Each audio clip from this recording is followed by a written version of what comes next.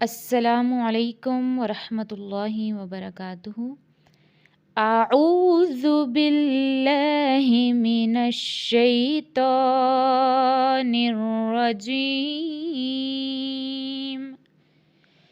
بسم اللہ الرحمن الرحیم۔ بسم اللہ والحمد للہ والصلاة والسلام علی رسول اللہ۔ رب اشرح لی صدری ویسر لی امری واحلل عقدۃ من لسانی یفقہوا قولی، رب زدنی علما۔ انشاءاللہ العزیز آج ہم لیسن نمبر 3 کو سٹارٹ کریں گے انشاءاللہ، جس کے بارے میں آپ نے پڑھ لیا تھا کہ حرکت کسے کہتے ہیں؟ زبر، زیر یا پیش کو، اور حرکت کی جمع کیا ہے؟ حرکات۔ یعنی اگر ہم حال زبر کے بارے میں بولیں گے، زبر کیا ہے تو زبر خود ایک کیا ہے؟ حرکت۔ زیر کیا ہے؟ حرکت۔ پیش کیا ہے؟ حرکت۔ اور اگر تینوں کے بارے میں بولیں گے تو زبر، زیر اور پیش کو کیا کہیں گے؟ تو پھر حرکات۔ اسی طرح زبر لیٹر کے اوپر ہوتی ہے، زیر نیچے، اور پیش جو ہے وہ لیٹر کے اوپر ہوتی ہے۔ اور جس حرف پر لیٹر آئے حرکت آئے، یعنی زبر آئے، زیر آئے یا پیش آئے، اس لیٹر کو کیا بولیں گے؟ متحرک۔ جیسے دیکھیں یہ لیٹر پہلے کیا تھا؟ حمزہ۔ ہم اسے بول رہے تھے جسٹ حمزہ۔ جب حمزہ کے اوپر زبر آ گئی تو اب ہم کیا بولیں گے؟ حمزہ کیا ہے؟ متحرک۔ اسی طرح جب حمزہ کے نیچے زیر آ گئی تو حمزہ کیا ہے؟ متحرک۔ با کے اوپر زبر آئی، پیش آئی، زیر آئی تو با کیا ہے؟ متحرک۔ متحرک کیوں؟ کیونکہ با کے اوپر اب زبر آ گئی ہے، زیر آ گئی ہے، پیش آ گئی ہے، ٹھیک ہے۔ پھر جو حرکات ہوتی ہیں ان کو بغیر کھینچے اور بغیر جھٹکا دیے معروف پڑھتے ہیں، یعنی نہ ہی تو ان کی ساؤنڈ کو زیادہ لمبا کیا جاتا ہے اور نہ ہی ان کو جھٹکے سے پڑھا جاتا ہے۔ کس کو؟ حرکات کو، زبر، زیر یا پیش کو۔ جیسے یہاں پر ہے نا حمزہ زبر ا، اب ہم اس کو اب نہیں پڑھیں گے، یہ غلطی ہوگی۔ پڑھا تو یہ ہم نے جھٹکا دیا تو یہ غلطی ہوگی۔ حمزہ ساکن جب ہوتا ہے تب وہ آگے آئے گا انشاءاللہ، پھر آپ کو بتاؤں گی۔ تو حمزہ کے اوپر چونکہ زبر ہے تو ہم نے کیا پڑھا تھا کہ زبر، زیر اور پیش کی ساؤنڈ کو یعنی کہ حرکات کو کیسے پڑھتے ہیں؟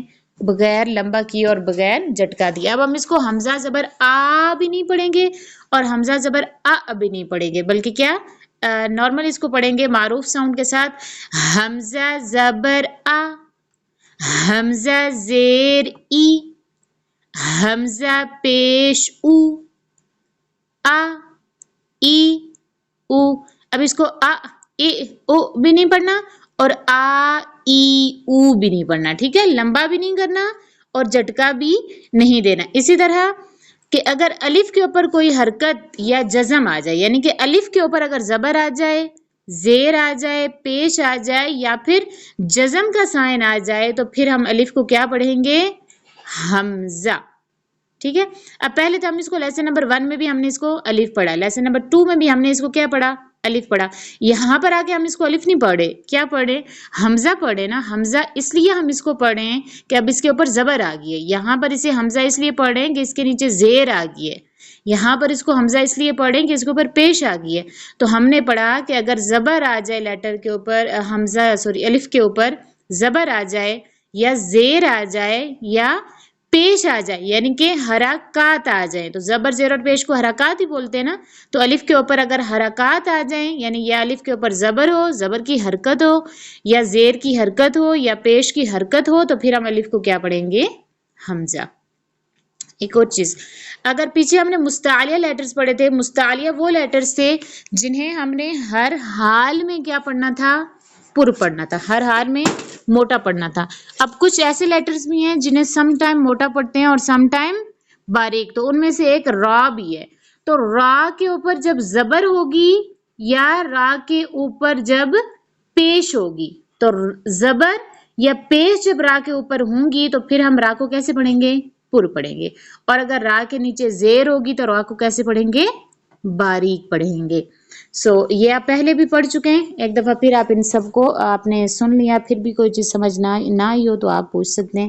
اب ہم آج صرف حمزہ اور با ایک ہی لائن پڑھیں گے۔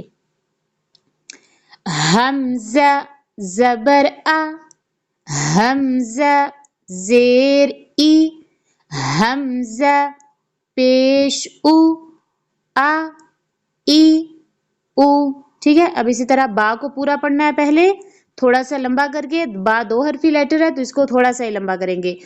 با زبر با, با زیر بی, با پیش بو, با بی بو. ٹھیک ہے. اب اس کو با بی بو بھی نہیں پڑھنا اور اس کو با بی بو بھی نہیں پڑھنا, لمبا بھی نہیں کرنا. ٹھیک ہے.